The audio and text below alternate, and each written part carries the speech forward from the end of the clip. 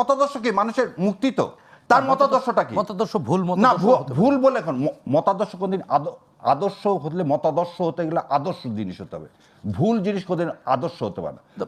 আপনি এখন আসেন 75 সালে তিনি কি করলেন? বাকশাল গঠন করলেন, একদলীয় শাসন ব্যবস্থা কায়েম করলেন, আর একটা মুসলিনী হিসাবে তিনি আবির্ভূত হলেন, আর একটা, সেটাও তো তার কোনো মতাদর্শ না। মুসলিনী বা হিটলারের আদর্শ যদি তিনি অ্যাডপ্ট করেন তাহলে বলতে হবে সেটা হিটলারের আদর্শ, মুজিববাদের আদর্শ কোথায়? মানে আমরা যে জায়গায় ছিলাম আসলে আওয়ামী লীগ, আমার কথা হলো যে আওয়ামী লীগ ডিড নট হবে বেসড অন এনি আদর্শ।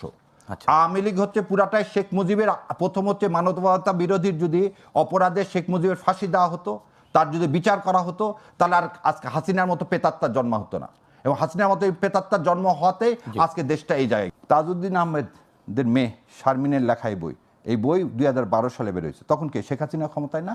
এই বইয়ের 60 নম্বর পাতায় বলতেছে অডিও নিয়ে গেছে কে? তাজউদ্দিন আহমেদ। আর এই প্রসঙ্গে একটু বলে রাখি, তাজউদ্দিন আহমেদ কিন্তু একজন হাফেজে কোরআন, আমি জানি না আপনারা জানেন কিনা, একজন হাফেজে কোরআন। সে বলতেছে আমি অডিও রেকর্ড নিয়ে গেলাম যে আপনি সারা দেশের জন্য যুদ্ধের ঘোষণাটা দেন। শেখ মুজিব উত্তরে কি বলল জানেন? শেখ মুজিব বলল, বাড়ি গিয়ে নাকে তেল দিয়ে ঘুমিয়ে থাকো, পরশুদিন হরতাল ডেকেছি। এই স্টেটমেন্ট যদি ভুল হতো তাহলে শেখ হাসিনার সময় তো এই বই প্রিন্টেড, এই বই বাজেয়াপ্ত হতে পারতো।